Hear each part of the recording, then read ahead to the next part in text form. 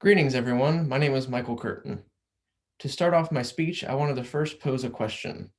Who here benefits from fast travel, widespread technology, and accessible tourism in other territories? Obviously, we all benefit from this, but to other countries and island groupings, this can be completely detrimental.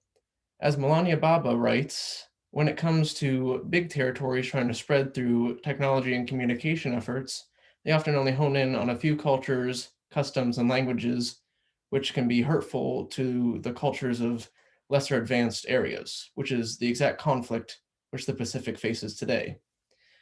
But in three main areas, they stay true to their identity and their uniqueness and remain cultural, which is what I want to bring awareness to today.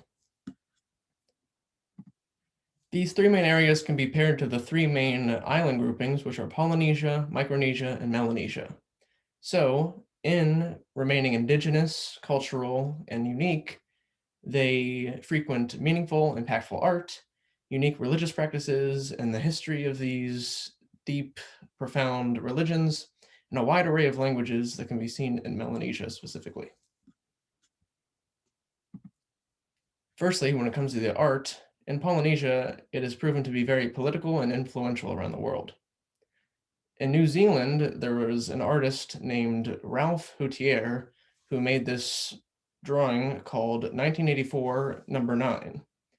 Now, in this drawing, there are a stainless steel plate, which is scratched, and a delicate frame, which the Christchurch Art Gallery suggests means that the stainless steel in its scratched nature represents the forlorn and foreign technology of warships, which are very destructive, and the delicate frame represents how precise and fragile the world around us is and how political decisions can have major impacts on how the world um, goes about.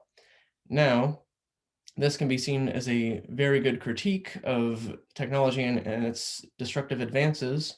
And also, many artists like Charlie Gibbons were inspired by the watercolors in this area and how it shaped his art style and traditional house art.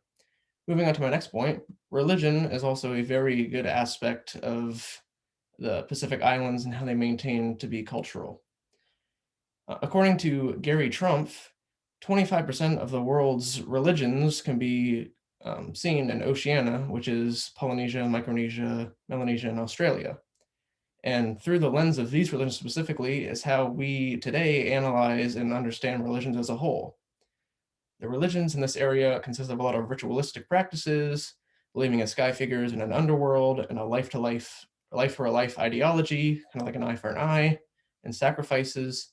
But for the push in Christianity and globalization and whatnot, they remain true to the religious identities that started in this area and practice them to this day and respect them.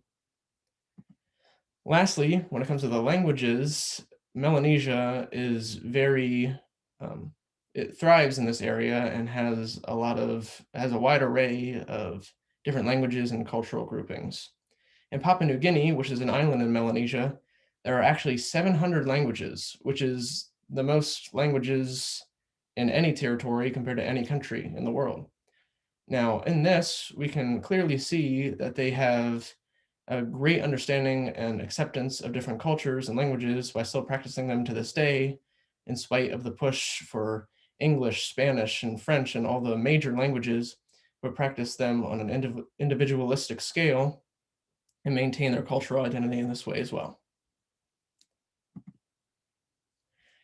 So to conclude, the Pacific Islands have a indigenous identity that they still remain true to this day, despite efforts of globalization and the push for technology and communication and trying to wrap all the territories in the world in one big cluster.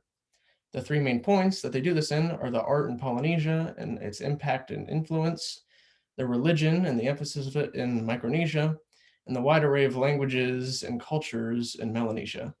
My name is Michael Kurten, and thank you for listening.